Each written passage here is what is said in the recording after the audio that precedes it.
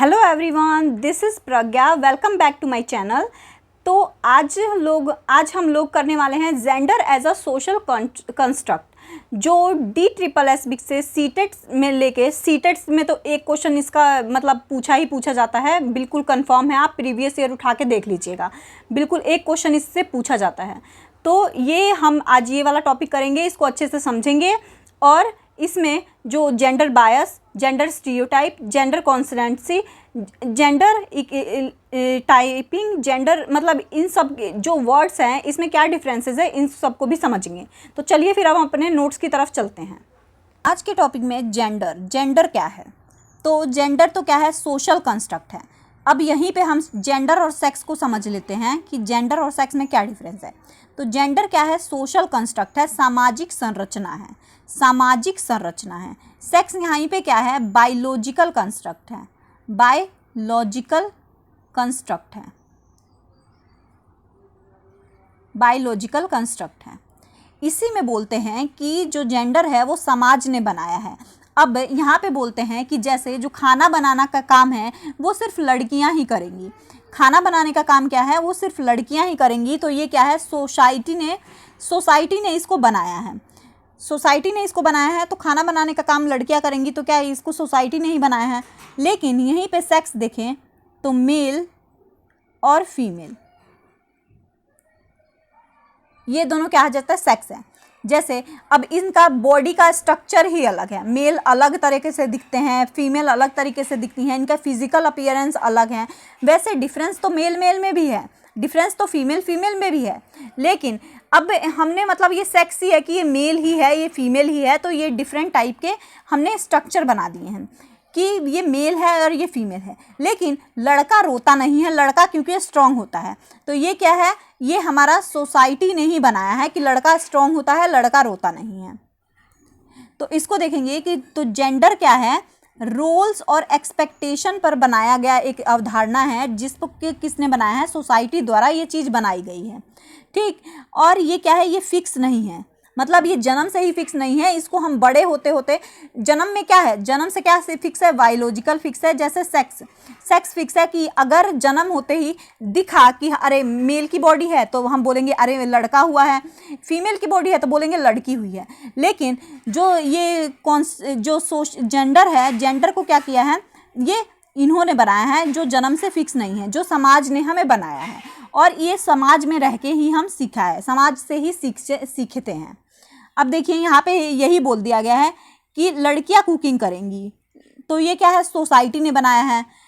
लड़के रोएंगे नहीं, ये क्या है, सोशल आइडियाज़ हैं, सोसाइटी ने ही बनाया है। इसको क्या बोलते हैं, सोशली कंस्ट्रक्टेड बिलीफ।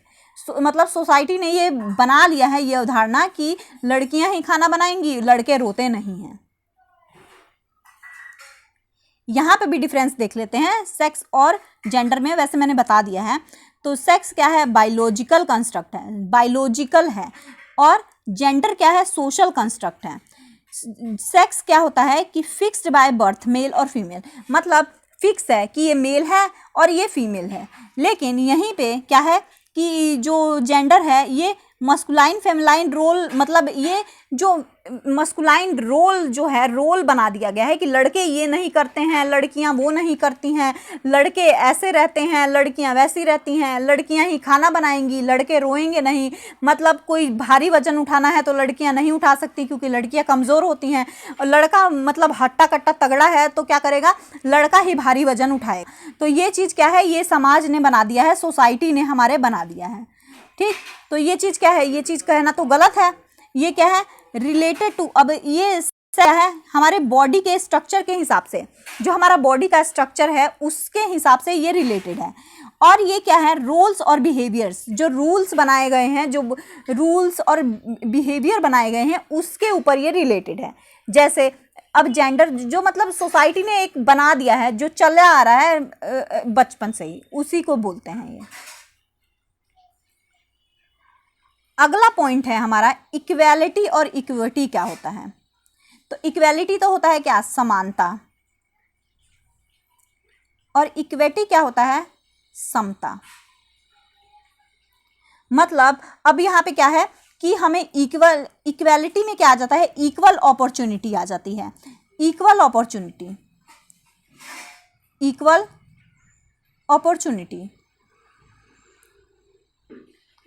जिसमें एजुकेशन आ गया, एक्सपीरियंस आ गया, ट्रैवल आ गया, फ्रीडम आ गया, और मतलब क्या होता है, ये सारी चीज़ें मतलब आ जाती हैं। इक्वालिटी मतलब क्या है कि giving same opportunity to everyone, मतलब चाहे वो लड़का हो चाहे वो लड़की हो, सबको एक जैसे अपॉर्चुनिटी मिलनी चाहिए, एजुकेशन के फील्ड में, या तो किसी एक्सपीरियंस के फील्ड में, या ट्रैवल के फील्ड में, या फ्रीडम हो, या जॉब्स वगैरह में भी इक्वल अपॉर्चुनिटी मिलना चाहिए। और एजुकेशन में भी अगर लड़का अच्छी जॉब के लिए पढ़ाई कर रहा है तो लड़की को भी उतनी ही इक्वल अपॉर्चुनिटी मिलनी चाहिए कि वो भी अच्छी जॉब के लिए पढ़ाई करे, या फिर अच्छे से मतलब वो भी पढ़ाई करे। तो यहाँ पे क्या हो जाता है, यहाँ पे डिवाइड है मेल और फीमेल। जैसे अब किसी को भी यहाँ पे दोनों को क्या मिले, इक्वल अपॉर्चुनिटी मिले, तब ये क्या होता है, इक्वालिटी होता है। जैसे सभी छात्रों को एक जैसी किताबें देना, एग्जाम्पल के तौर पे जो क्लास में स्टूडेंट है उन सभी को क्या करते हैं, एक जैसी ही बुक्स देना, ये क्या होती है, इक्वालिटी होती है। और अब है इक्विटी क्या होती है, समता। ये एक कहाँ से जाती है, ये एक चीज़ देखते हैं, ये जाती है सेंसिटिविटी की ओर, सेंसिटिविटी एज पर नीड, ये कहाँ जाती है, सेंसिटिविटी की ओर जाती है, सेंसिटिविटी एज पर नीड, मतलब कि किसी को ज़रूरत के हिसाब से हेल्प करना। Providing support according to need, किसी को ज़रूरत के हिसाब से हेल्प करना। अब जैसे क्या होगा, giving extra support to weak student, अब जो हमारे जो वीक स्टूडेंट है, जो कमज़ोर स्टूडेंट है, उनको क्या करें, एक्स्ट्रा सपोर्ट देना, एक्स्ट्रा हेल्प करना। तो ये क्या हो जाता है, हमारा इक्विटी हो जाता है, समता हो जाता है। मतलब अब कोई जैसे अब डिसेबल बच्चा है, एक डिसेबल बच्चा है और एक नॉर्मल बच्चा है, तो डिसेबल बच्चे को क्या करना है, स्टेयर से नहीं जाएगा तो उसके लिए रैंप बनवा दिया डिसेबल। और या फिर जो जिस बच्चे को डिसलेक्सिया है, जिसमें मतलब पढ़ने की अक्षमता है, उसके लिए क्या करें, उसके लिए एक्स्ट्रा लर्निंग मटेरियल लेके आएँ। जो बच्चा देख नहीं सकता उसको क्या करें, सुनने वाली चीज़ें ज़्यादा प्रोवाइड करें। तो ये क्या हो जाती है, ये हो जाती है हमारी इक्विटी, ये क्या होती है, हमारी इक्विटी हो जाती है। इसको हम डायग्राम से समझते हैं एक बारी। हाँ, तो यहाँ पे देखिए, यहाँ पे क्या है, इक्वालिटी, मतलब एक की हाइट छोटी है, एक की थोड़ी बड़ी है और एक की ज़्यादा बड़ी है, तो तीनों को क्या दे दिया, इक्वल। हमने इक्वल मतलब खड़े होने वाला दे दिया और तोड़ने को बोल दिया, तो ये तो हो गई इक्वालिटी। लेकिन इक्वालिटी से क्या हुआ, इसमें से दो को फ़ायदा नहीं हो रहा है, एक को बहुत ज़्यादा ही फ़ायदा हो रहा है। एक तो ये बिना रैंप के भी चढ़ सकता है। तो अब इधर क्या है, इक्विटी में क्या है, हमने इसको जो सबसे छोटी वाली थी उसको रैंप दिया कि वो एप्पल तक पहुंच पाए, दूसरी वाली को थोड़ा रैंप को बढ़ा दिया कि वो एप्पल तक पहुंच पाए, तीसरे वाले को उतना ही रखा क्योंकि वो पहले से ही पहुंच रहा था। तो ये हो जाती है इक्विटी। तो अब जेंडर रोल क्या होता है, जेंडर रोल क्या है, जेंडर रोल, अब यहाँ पे हम इक्विटी, जो इक्वालिटी है और जेंडर रोल को एक साथ कभी नहीं माप पाएंगे, क्योंकि इक्वालिटी क्या है, सबको बराबर बराबर वो देना, और यहाँ पे जेंडर रोल बना दिया गया है। क्योंकि ये क्या है, जेंडर रोल मतलब जेंडर का रोल बनाया गया है कि क्या है कि मेल के बिहेवियर और फीमेल के बिहेवियर से ही डिसाइड होता है। ये सोसाइटी ने ही डिसाइड किया है इसको कि boys are expected to be strong और girls are expected to be caring.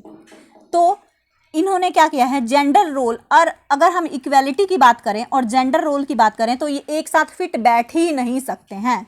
साफ साफ बात है कि जेंडर रोल और इक्वालिटी की बात करें तो ये एक साथ फिट नहीं बैठ सकते हैं। तो कैसे होता है ये जेंडर रोल, जेंडर रोल को सोसाइटी ने ही बना दिया गया है। जेंडर रोल में क्या आ जाता है कि जो चीज़ आदमी है उसको बोल दिया गया है कि अरे भाई तू तो स्ट्रांग है, इसको क्या बोल दिया गया है कि भाई तू स्ट्रांग है। और लड़कियों को क्या बोल दिया गया है, लड़कियां तो केयरिंग होती हैं, सॉफ्ट हार्टेड होती हैं, सॉफ्ट होती हैं। नेचर से भी सॉफ्ट होती हैं एंड फिजिकली भी थोड़ा सॉफ्ट होती हैं, मतलब थोड़ा वो स्ट्रांग नहीं हो पाएंगी। तो ये हो जाता है जेंडर रोल, इन्होंने यही बोल दिया गया है।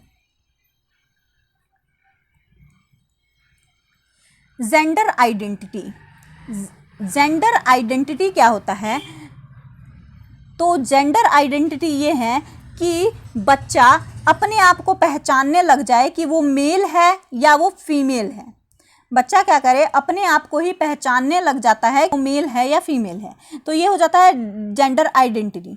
मतलब जैसे अब जो बच्चा 1 महीने का है वो तो खुद को नहीं पहचानेगा वो मेल है या फीमेल है, लेकिन धीरे धीरे जैसे जैसे बच्चा बड़ा होता है, जैसे जैसे बच्चा क्या होगा, बड़ा होता जाएगा, तो बच्चा क्या क्या करेगा, उसको मतलब समझ आ जाता है कि अरे हाँ मैं तो मेल हूँ, अरे मैं तो फीमेल हूँ। तो मतलब या तो लोग ही उसको बता देते हैं कि अरे तू तो लड़का है, या तो अरे तू तो लड़की है, तो ये करके बता देते हैं। तो ये क्या हो गया कि जेंडर आइडेंटिटी हो गया। तो 2 साल के बाद बच्चा, 2 ईयर के बाद ये बच्चा अपने आप को पहचान लेता है कि मैं लड़का हूँ या मैं लड़की हूँ। तो इस हिसाब से जेंडर टाइपिंग, जेंडर टाइपिंग को क्या, जेंडर टाइपिंग की जेंडर टाइपिंग मतलब अब क्या है कि बच्चा क्या करे, अब लड़का और लड़की की मतलब बिहेव करने लग जाए। अब जैसे घर में ही एग्जाम्पल के तौर पे देखते हैं कि घर में ही अगर आपको क्या ला के दिया, अगर लड़की हुई है तो पिंक कलर के ड्रेस लाएंगे, पिंक कलर के खिलौने लाएंगे, पिंक कलर पहनाएंगे लड़की को, क्या करेंगे, पिंक कलर ही पहनाएंगे लड़की को। लेकिन वहीं पे अगर लड़का हुआ है तो आपको ब्लू कलर लाएंगे, गन लाएंगे, उनको उसको क्रिकेट खिलाने को बोलेंगे, उसके लिए पता नहीं मतलब गाड़ी वगैरह लेके आएंगे। खिलौने में भी भाई, खिलौने में भी चेंज हो जाता है, खिलौने में भी चेंज कर देते हैं ये। तो ये चीज़ क्या हो जाती है, जेंडर टाइपिंग हो जाती है। मतलब अब लड़का जो है उसको पहले से ही सिखाने लग जाते हैं समाज के अनुसार ही। उसको क्या बोलते हैं, अरे तू तो लड़का है, तू तो गाड़ी ही चलाएगा, अरे तू लड़का है, तू तो क्या करेगा, क्रिकेट ही खेलेगा, अरे तू तो मतलब तू बहुत ज़्यादा स्ट्रांग है, तू मेंटली भी स्ट्रांग है, तू फिजिकली भी स्ट्रांग है, तो तुझे मतलब क्या है, तू बहुत ज़्यादा स्ट्रांग है और तू बाहर जाके तुझे जॉब करना है। ये सारी चीज़ें भी होती हैं। और लड़कियों को क्या बोलते हैं, डॉल ला के दे देते हैं कि तुम लड़की हो, तुम डॉल से खेलो, घर घर खेलो। तो ये चीज़ हम क्या करते हैं, जो सोसाइटी ही है टाइपिंग मतलब टाइप बना देती है कि ये लड़का है तो इसको इस तरह से रखेंगे, ये लड़की है तो इसको इस तरह से रखेंगे। तो ये सोसाइटी बना देती है और ऐसे ही लड़के और लड़की के डेवलपमेंट होता है। फिर वो अपने आप धीरे धीरे समझ जाते हैं, अरे मैं लड़का हूँ, मैं तो ऐसा ही रहूँगा। तो लड़के भी कहती हैं मैं तो ऐसी ही रहूँगी। ये सब तो बात इम्पॉर्टेंट है, ये वाला इम्पॉर्टेंट है, जेंडर स्टीरियोटाइप। लैंगिक रूढ़िबद्धता, लैंगिक रूढ़िबद्धता क्या होता है कि एक कोई धारणा है, एक कोई बिलीव है, वो फिक्स्ड कर दी गई है मेल और फीमेल के प्रति। ये जेंडर स्टीरियोटाइप में आता है। और जेंडर स्टीरियोटाइप सीटेट से लेके DSSS तक पूछा जाता है। तो ये देखते हैं क्या है। अब इसमें क्या बोल दिया है आपको कि जेंडर जो है एक फिक्स कर दिया गया है मेल और फीमेल के बारे में। अब इन्होंने क्या बोल दिया है कि सोसाइटी ने फिक्स कर दिया है, सोसाइटी ने फिक्स कर दिया गया है, एक पहले से ही धारणा बना दी है। मतलब पहले से ही चली आ रही धारणा को क्या बोलते हैं कि जेंडर स्टीरियोटाइप हो रहा है, रूढ़िबद्धता, मतलब पहले से ही चली आ रही है। क्योंकि पहले क्या बोलते थे, लड़कियां वीक होती हैं, पहले ये बोल देते हैं लड़के रोते नहीं हैं। अब इसमें बोल दिया कि लड़कियां ही खाना बनाएंगी। लड़कियां क्या करेंगी, खाना बनाएंगी। लड़कियां ही घर का काम करेंगी, लड़कियां ही खाना बनाएंगी। लड़कों को और लड़कों के ऊपर भी जिम्मेदारी आती है कि लड़के क्या करेंगे, बाहर जाएंगे, जॉब करेंगे, बाहर जॉब करना ही करना है।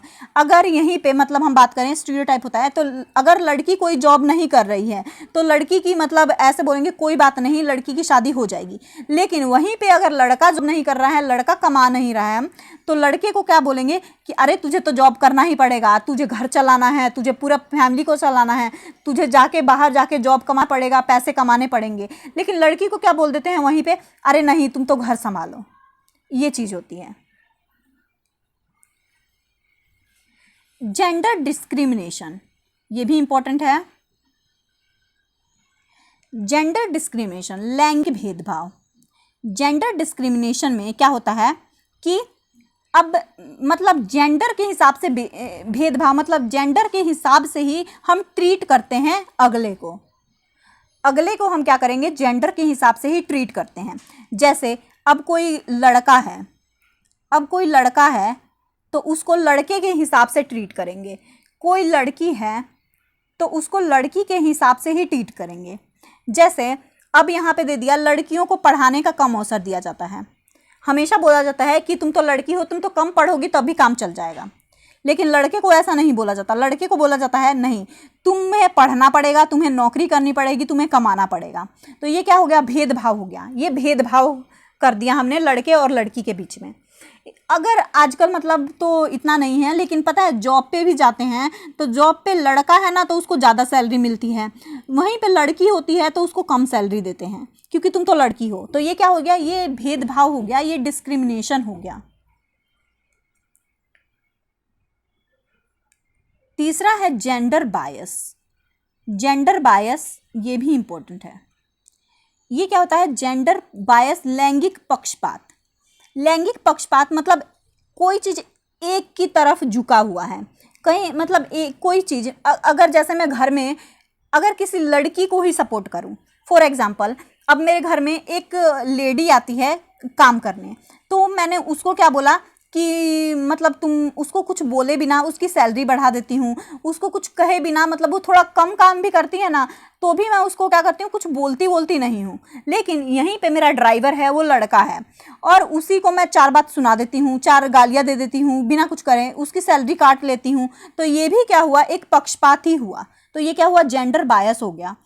और प्रेफरेंस एंड अनफेयर एटीट्यूड, मतलब अनफेयर, एक जेंडर की तरफ झुका, मतलब बायस का मतलब झुका हुआ, एक जेंडर की तरफ झुका हुआ, या तो ये लड़की की तरफ झुका होगा या तो लड़के की तरफ झुका होगा। जैसे बॉयज बेटर लीडर, अब यहाँ पे लड़के और लड़की ग्रुप में गेम खेल रहे हैं, कोई गर्ल्स और बॉयज, कोई ग्रुप बना हुआ है जिसमें गर्ल्स भी हैं और बॉयज भी हैं, है ना, गर्ल्स भी हैं और बॉयज भी हैं। लेकिन इसमें क्या बोल दिया गया है कि अरे लड़के ही बहुत अच्छे लीडर होते हैं, लड़कियां नहीं बन सकती। इसमें बोला गया है लड़के ही बहुत अच्छे लीडर होते हैं, लड़कियां नहीं बन सकती। तो ये क्या हो गया, जेंडर बायस हो गया, जेंडर बायसनेस हो गया यहाँ पे, समझ गए।